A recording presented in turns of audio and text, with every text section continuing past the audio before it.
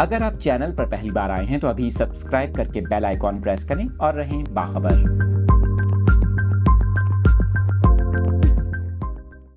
तफसीलात शेयर कर रहे हैं आपके साथ। इस अहम खबर से मुतालिक आपको बताएं, oil marketing companies advisory council ने हुकूमत से पेट्रोलियम मसनूआत की कीमतें बढ़ाने का मुतालबा कर दिया।